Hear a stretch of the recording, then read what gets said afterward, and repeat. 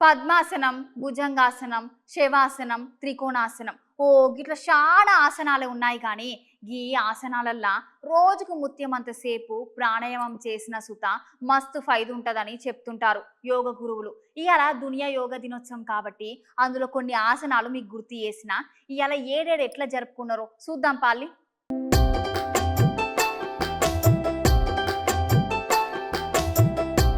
అనుకున్నట్టే ఇవాళ యోగా దినోత్సవాన్ని ధూమ్ ధామ్ గా చేసిర్రు జనాలు.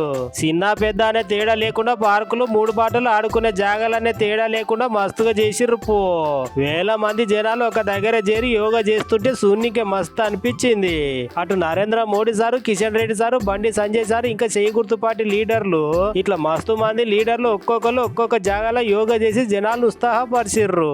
అంతేకాకుండా మన 6TV chairman Elleti Suresh Reddy sir సుతా యోగా ఆసనాలు చేసి అందరిని మస్తు హుషారు చేసిండోళ్ళ.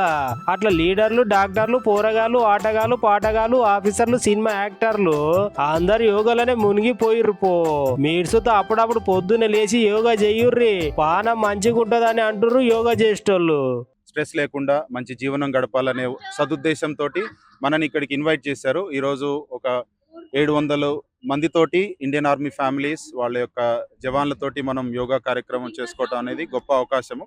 ఖచ్చితంగా యోగా ద్వారా హెల్త్ అనేది ఇంప్రూవ్ అవుతుందండి. ఒక ఫిజికల్ హెల్తే కాదు, మెంటల్ హెల్త్ కూడా. హెల్త్ ఇంప్రూవ్ అవుతూ మీ యొక్క జీవన విధానం బాగుపడుతూ మీ యొక్క ఆరోగ్యం బాగుపడుతూ, మన పెద్దవాళ్ళు అందుకే ఏం చెప్పారంటే ఆరోగ్యమే మహాభాగ్యం అన్నారు. ఎప్పుడైతే మన ఆరోగ్యం బాగుంటుందో మనందరం ప్రాస్పరస్ అవుతాం లైఫ్లో. మనకున్న ఎమోషనల్ ఇష్యూస్ కానీ, ఫైనాన్షియల్ ఇష్యూస్ కానీ, మన యొక్క బిజినెస్లో గ్రోత్ కావాలన్నా, యొక్క కెరియర్లో గ్రోత్ కావాలన్నా కూడా మనందరికీ మంచి అవకాశము.